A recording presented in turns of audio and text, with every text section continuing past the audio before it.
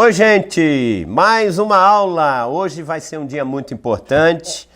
Eu espero que você tenha acompanhado essas 20 aulas de meia hora cada uma, às vezes um pouquinho mais, às vezes um pouquinho menos. E é muito importante para a gente entender a maneira como Deus, a Bíblia chama de a economia de Deus, a administração do Senhor, desde os tempos antigos até a eternidade futura.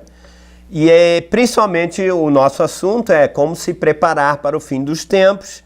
E é importante a gente entender a Bíblia em vários aspectos, usando vários textos. Eu não quero acrescentar nenhuma ideia minha, mesmo porque, eu vou dizer uma coisa, eu não tenho a menor ideia, por isso que eu leio, eu tenho que comparar texto com texto, eu tenho que ver o que Deus fala.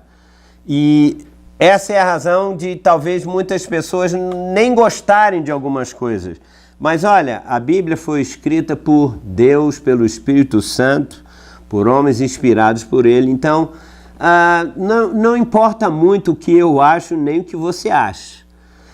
Uma pessoa que tem o temor de Deus, ela vai ler e vai dizer, bem, se o Espírito Santo escreveu isso, e se existem textos que se complementam para provar determinada coisa, então eu aceito e eu vou meditar. Não seja uma pessoa de mente fechada, nem muito mente aberta não, viu? Você tem que ser seguido, inspirado pelo Espírito do Senhor.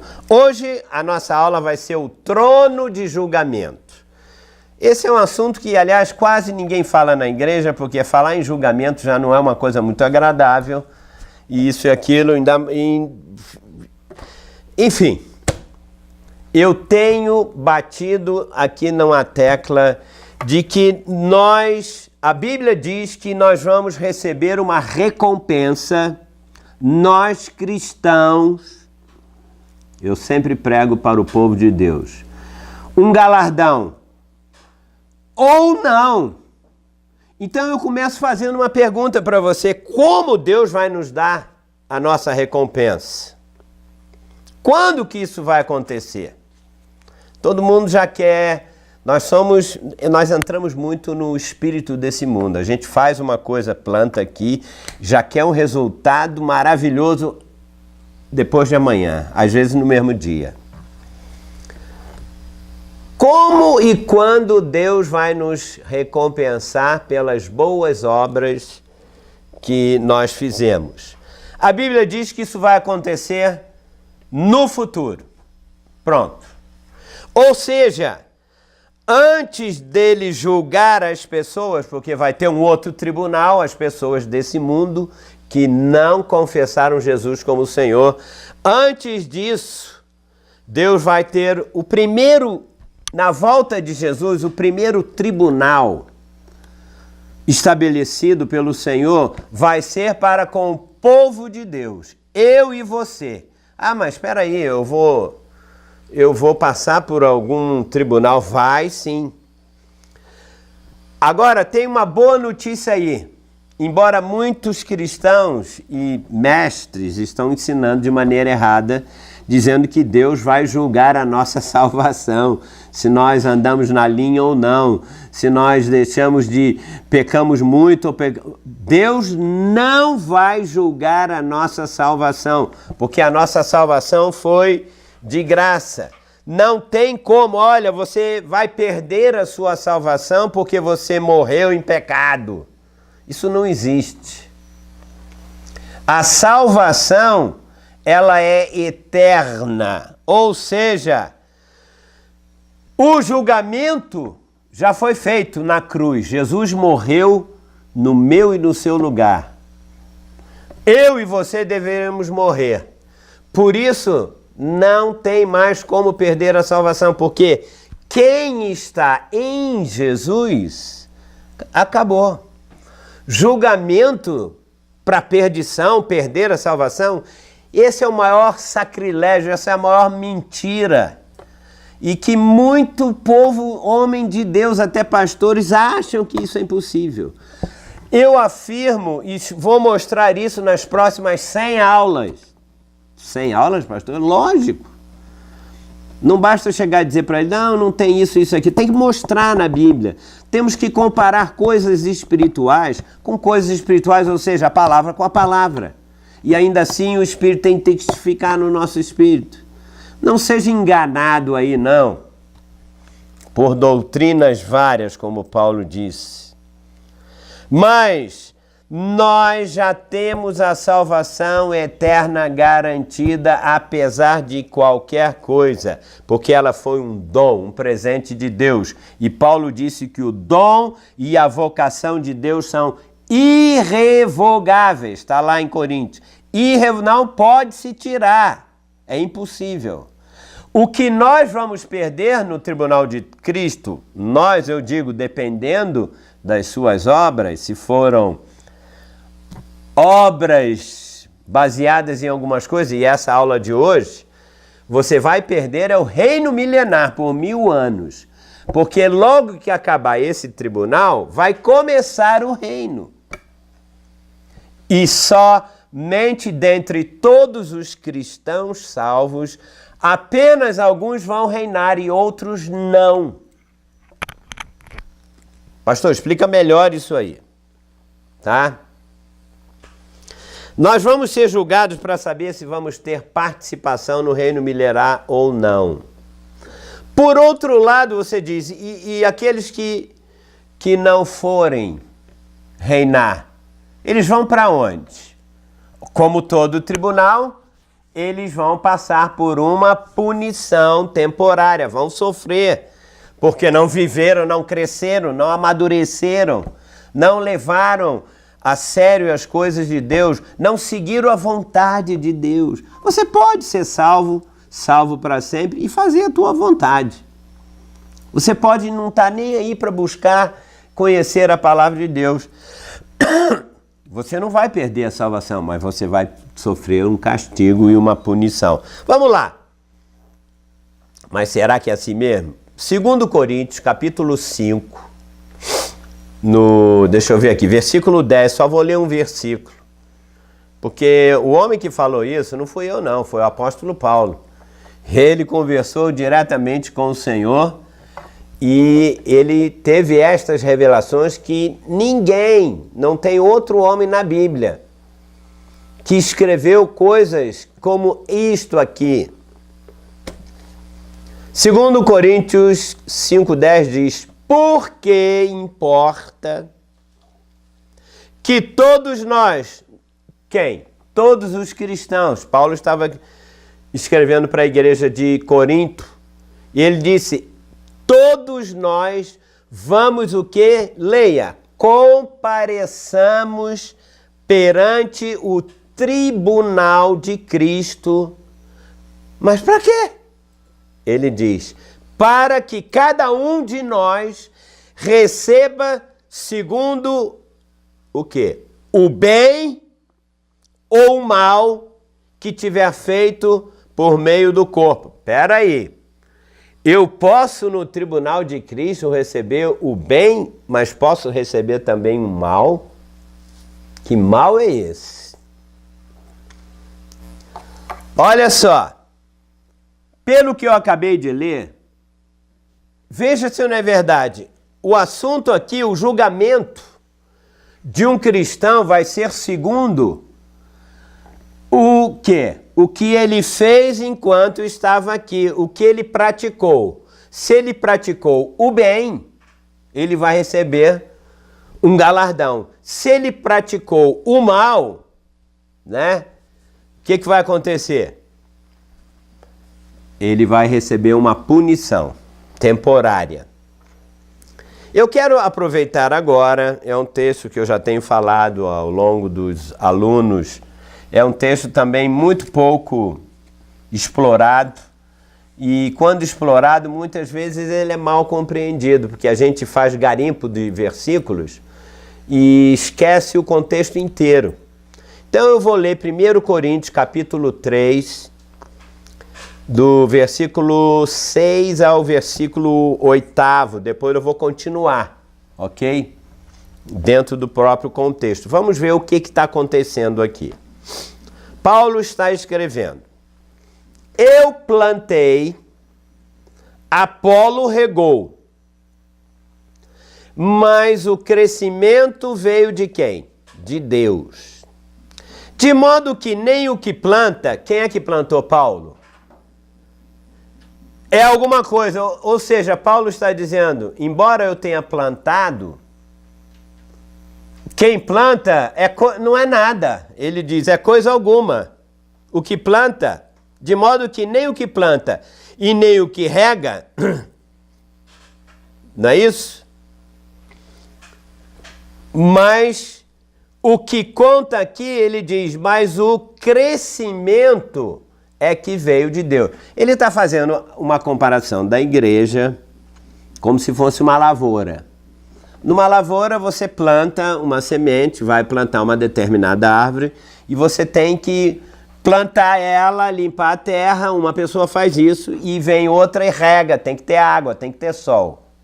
Ele está dizendo, quem planta e quem rega, ou eu ou Apolo, que Apolo era um outro mestre, era um judeu, era um camarada que entendia tudo da lei de Deus. Ele sabia da lei de Moisés, era tremendo. E lá na igreja de Corinto tinha um problema. Algumas pessoas seguiam a Paulo e outras seguiam Apolo. E Paulo colocou logo dizendo, olha, para com isso. Eu e Apolo não somos nada. O que importa é quem dá o crescimento. E quem dá o crescimento é Deus. O que importa é Deus. Ele anulou logo a vida dele e de Apolo. Né? Continuando, ele diz, ora, o que planta e o que rega são um. Tanto faz, eu, o Apolo, ou você. Mas Deus que dá o crescimento. Aí ele diz, espera aí, ele agora vem tem um ponto e vírgula que diz, e cada um receberá o seu galardão segundo o seu próprio trabalho. O trabalho de Paulo era plantar e o outro era regar e Deus dava o crescimento. Então veja, por que Paulo agora vem com essa história de que cada um vai receber uma recompensa, um galardão, né? Mais uma vez a gente conclui aqui o seguinte, cada um de nós vai ser recompensado ou galardoado de acordo com o quê? Com o seu trabalho. Que trabalho é esse? Pera aí, mas que trabalho, Paulo? Quer dizer que plantar, se eu plantar eu ganho um galardão, se eu regar eu ganho outro galardão? Vamos ver aqui no contexto, é óbvio que ele está fazendo uma comparação. Eu preciso ler agora o versículo 10, tá? Ele agora começa a falar qual foi o trabalho que ele fez.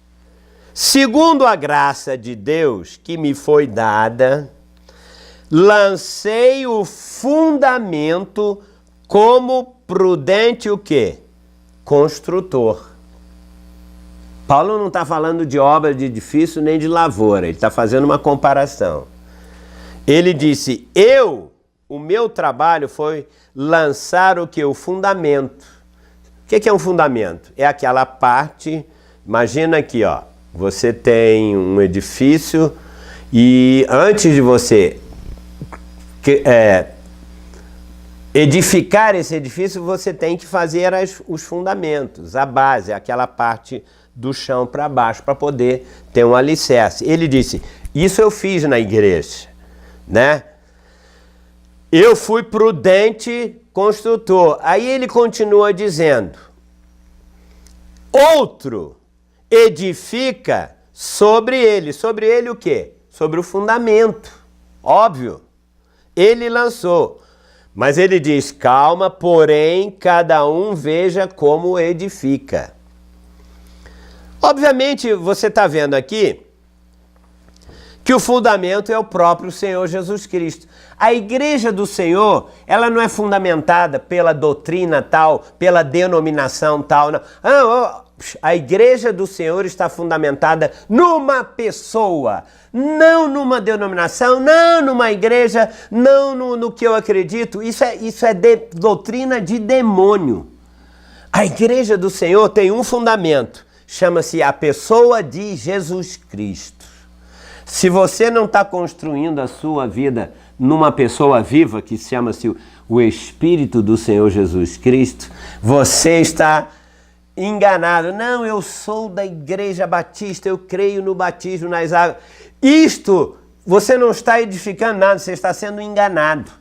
Ah, não, eu sou da Igreja Pentecostal, eu sou de uma igreja metodista, é assim, nós temos os rituais certos, bíblicos. Você não está sendo edificado em nada, porque a coisa única e certa, o fundamento que vai sustentar a igreja, chama-se uma pessoa.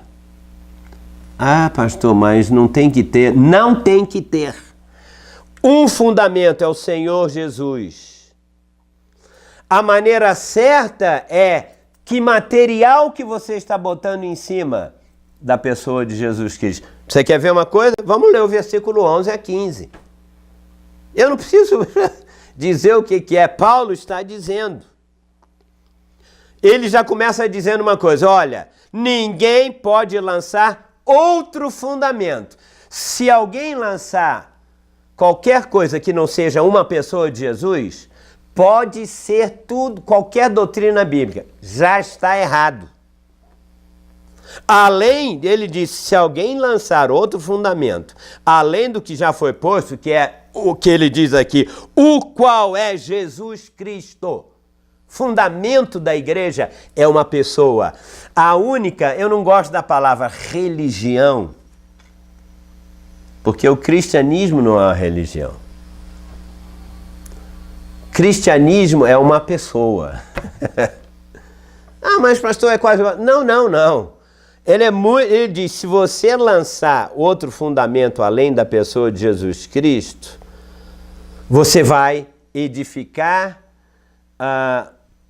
em cima dessa pessoa, o fundamento, coisas erradas. Por isso ele diz, contudo, veja só, se o que alguém edifica sobre o fundamento, ou seja, sobre a pessoa de Jesus, se você edifica como materiais como ouro, como prata, como pedras preciosas, como madeira, como feno, palha, são vários materiais aqui. Lógico que Paulo não está falando de um templo, ele está falando de uma igreja viva, que é Jesus. Se você edificar com certos materiais aqui, ele vai dizer, manifesta, continua, lendo, se tornará a obra de cada um. Depende, se você edificou sobre a vida de Jesus, madeira, feno e palha, isso vai produzir uma obra.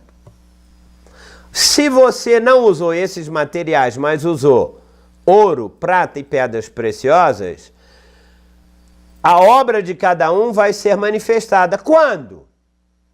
Tem um ponto e vírgula, ele diz, porque o dia, com letra maiúscula, que dia é este? A demonstrará. Que dia? Dia com letra maiúscula refere-se ao tribunal de Cristo. Ele vai avaliar a mim e a você. Será que eu edifiquei a minha vida espiritual em cima de uma pessoa ou em cima de doutrinas que essa pessoa me deu? Ei! Não é a mesma coisa? Absolutamente. Não, Jesus disse que tinha que fazer... Calma aí. Você casou com a sua mulher? Por que você casou com ela? Não, pastor, eu casei porque eu preciso de uma mulher para fazer comida para mim. Eu não sei cozinhar. Ah, mas eu casei com ela também porque eu preciso fazer sexo. Eu tenho, sabe como é, eu preciso. Então, é por isso? Para satisfazer os seus desejos? Não, ela também vai cuidar de mim, ela vai passar minha roupa, ela vai lavar minha roupa, ela vai... quer dizer que você casou com ela pelas coisas que ela pode fazer para você. Ou você casou com ela porque você ama ela, a pessoa dela. Se ela vai te fazer isso ou não, é isso que muita gente faz. Não, eles não querem nada com a pessoa de Jesus, mas sim com aquilo que ele pode receber de benefício. Se você está com Jesus porque ele vai te livrar do inferno, você está com base errada. Se você está com Jesus porque tem interesse nas bênçãos materiais, sua base está errada.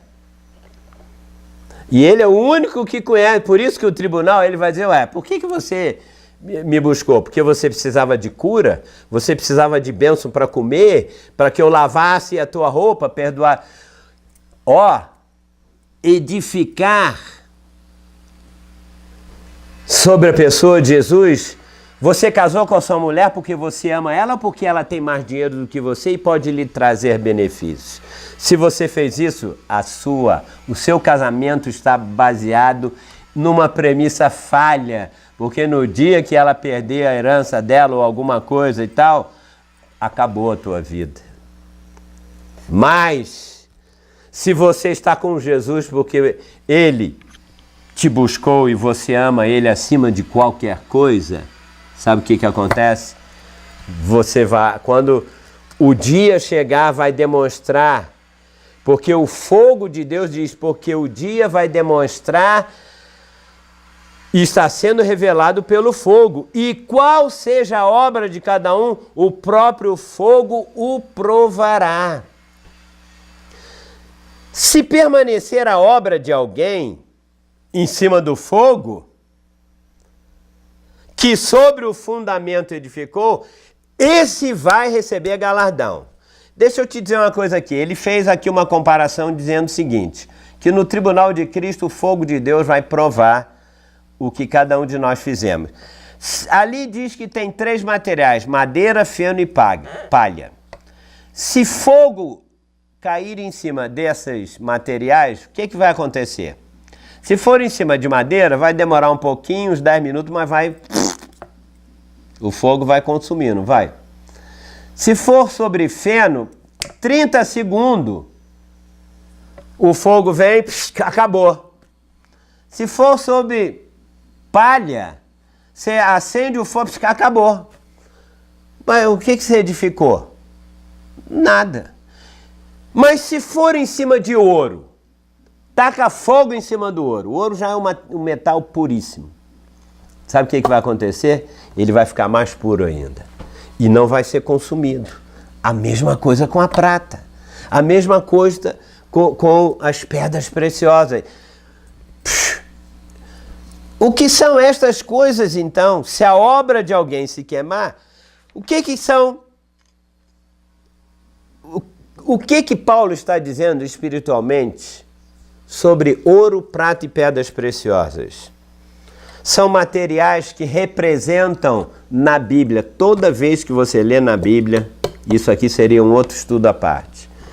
Sobre ouro refere-se à natureza e à pureza do que Deus é. Você está edificando a sua vida em cima da vida de Deus?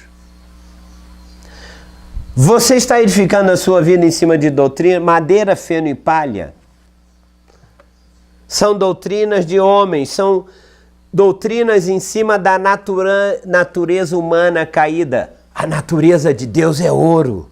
A prata é símbolo da redenção do Senhor. Ele morreu para nos comprar por alto preço. E isso não pode ser corrompido.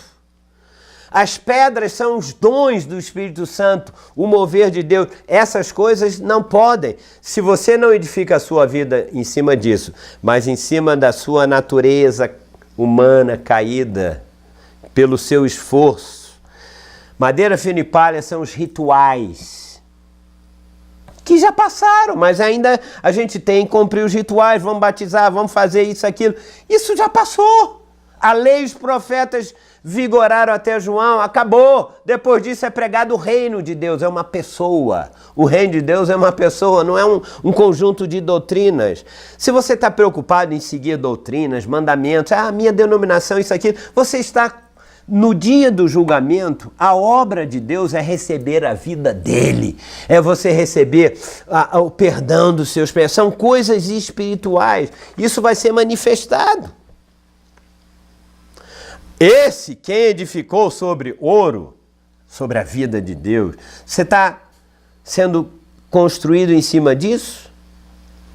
Diz aqui, você vai receber um galardão. Mas se é em cima de coisas humanas, doutrinas, filosofias, porque olha, hoje na igreja tem tanta filosofia, tantas coisas, não se prega a palavra. Eu vou na igreja para receber mais da vida de Deus? Não, que isso? Eu quero doutrina. A sua obra vai ser queimada e você não vai para o reino. Peraí, por quê? Não? Diz aqui, olha só.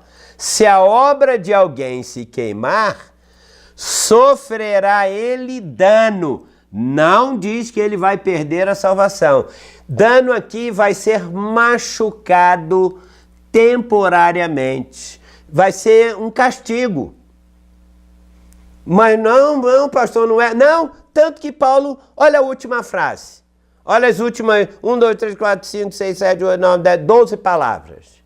Mas esse mesmo que vai sofrer dano será salvo. Ah, vai ser? Ué, mas lógico. Todavia, como que através do fogo. Depois nós vamos ler, eu queria ler agora Apocalipse. Tem uma igreja do Apocalipse que não cresceu e não amadureceu. Depois você vai ler. Se você quiser ler, eu não vou ter tempo agora, porque já está acabando o tempo. Apocalipse capítulo 2 disse que muitos vão sofrer dano. Não precisa nem anotar isso aqui agora não, mas quem quiser ver lá Apocalipse 2, 10 e 11, eu vou usar mais adiante. Eu estou falando agora de tribunal. Você vai receber o bem ou o mal, tá? Então, isso foi uma introdução dessa parte e nós vamos continuar na próxima aula. E essa próxima aula agora, preste atenção. Ela vai ser importante. Eu vou começar a falar sobre, anota aí, as 3 qualificações para entrar no reino. Então você já pode deduzir que para entrar para o reino eu tenho que edificar minha vida em cima de ouro, prata e pedras preciosas. Ou seja, coisas, valores que Deus me dá. E não valores humanos, por melhor que eles sejam. Se você quer, e olha, tem muita mensagem hoje, tem muita doutrina hoje que é doutrina de homens. E doutrinas até que eram da velha aliança, que já acabou. Ah não, mas Jesus falou que tem... Ei, Jesus falou tanta coisa, você tem que interpretar o que está por detrás do que ele falou. Então, amanhã... isso aqui foi... sabe o que eu falei hoje? Quase nada. Amanhã eu vou te dizer quais são os 3 coisas que você tem que fazer para entrar no reino milenar. Porque o que está em jogo não é se você vai ganhar a tua bênção hoje, não. Isso é muito temporário, muito vago. Mas se você vai para o reino milenar, reinando com Jesus aqui na terra por 1000 anos, isso aqui está em jogo. Isso é mais sério do que qualquer outra coisa. Então, ponto e vírgula. Fica aqui teu amigo pastor Júlio, da Missão do Farol. Esse pastor chato que fala tanta coisa. Ouça, não tire ainda nenhuma conclusão, mas olha, nós já estamos na aula 20, né? Hoje é a aula 21. Amanhã na próxima semana temos a 22. Eu te digo, nós vamos ter umas 80 aulas aí abordando a Bíblia inteira. Se depois disso você acha que pode criar a sua própria vida espiritual ou seguir a tua linha do que você aprendeu ao longo da tua vida, na tua denominação, a responsabilidade é tua. A minha função é abrir a palavra, usar toda a palavra. Nós vamos ler muito da Bíblia. E depois diga, Espírito Santo, eu não concordo com o que o pastor Júlio falou, me mostre. Ou se ele não te mostrar, porque ele não vai te mostrar, no tribunal de Cristo, eu vou estar lá, nós vamos estar juntos, e você vai receber a sua recompensa ou o seu galardão, ou seja, o bem ou mal que você tiver feito através do corpo. Um beijo, um abraço. A minha função não é condenar ninguém, pichar ninguém, é levar você para o reino. Eu me esforço para isso, para não ser desqualificado. Um abraço e até a próxima. Tchau.